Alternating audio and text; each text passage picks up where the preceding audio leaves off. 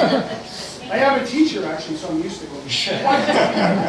In class, I've actually got a microphone. So, my name is Eric Tolman, and Cary is my uncle, and my dad is here, also Charles. And I just wanted to. Well, there's a whole bunch of things I wanted to say, so I'm going to try to piece everything I want to say together. They're not coming in. Okay.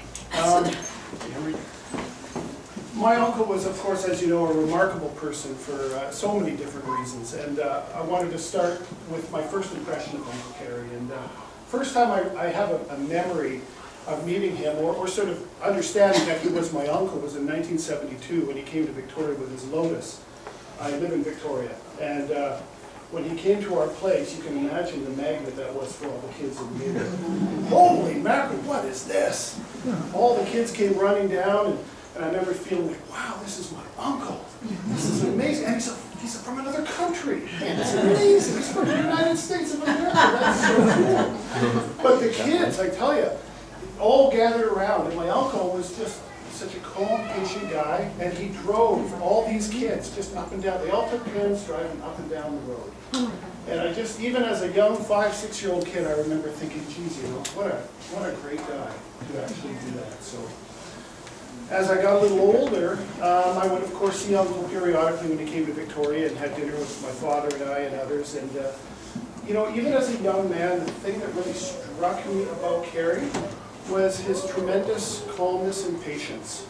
And what, you know, which I think is a tremendous sign of a good character. He had this incredible ability to make you feel really comfortable around him. And as a teacher, to me, that is just such a wonderful asset. He was patient. He sat back. He could appear shy, and I think he was shy in some respect. But when you took the time and he sat down with him, he could tell you the most remarkable stories. And that's the thing I always remember about Cary. We reconnected quite a bit in the late 80s. When I got into my 20s, I would come down to Seattle to see Mariners games, which I continue to do. And I phoned him one time and said, hey, Cary, I'm coming down to Seattle to go to a Mariners game. Can I come and stay with you? And he said, well, of course, come on over. And this would have been about 1989-ish, somewhere around there. This is when he lived, I think it was closer to Lake Washington. Was that where it was? Yeah. And what was great is just reconnecting him. He made pancakes for breakfast. He was the best host in the world. And I remember one time he said, well, Eric, next time you come to Seattle, I'll get you tickets for the game. And I said, oh, you will? I said, yeah, I can get tickets. I said, really? Yeah, so don't get tickets. Just come down next time, let me know when you want to go.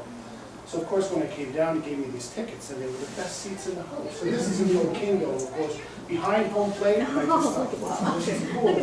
I think he got them through work, so I'm not sure if I was supposed to have them, but either way, I very much appreciate it. About 10 years ago, well, not quite 10, 6, 7 years ago, after he had moved to Anacortes, my wife and I and our 2 kids reconnected with Cary, of course, and this is, I met Pat. Pat and I met when my oldest daughter, who's now 25, was about 3 months old. I think it was the first time you and I met. We came down as a baby. I made the fateful mistake, by the way, this is an interesting anecdote. I took my 3-month-old baby to a baseball game? Bad idea. Don't do it. Because we have this little thing and we're walking to our seats and people are looking at us like, what are you doing with the baby in baseball? Everything was fine until he said, ladies and gentlemen, please welcome the Seattle Mariners, and the whole place erupts. Baby cries and it's like, we left. There you go. But anyway, that was the first time I think we met. But from that point forward, when he moved to Anacortes, I have 2 other children as well. Daniel and Sadie are now 10 and 12. And over the course of the last 5 years or so, we've been coming up every summer to spend time with Cary and Pat and family. And I just feel tremendously lucky that my children got to know the Cary that I grew up with. And I mean, all of you here know Cary in a variety of capacities, but all of you know, above all, not only his tremendous talent, but his strength of character. And to me, when I reflect on Cary, he was a remarkable, patient, incredibly intelligent man.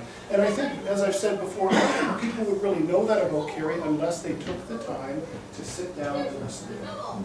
And so thank you everyone for coming. It's funny, I was going to say thank you all for coming, but I'm a foreigner, so it doesn't really work that way. But thank you for having me and allowing me to be part of this. And I just suggest if there's anybody that would like to come up and say some words for Cary, by all means. So thank you very much. Appreciate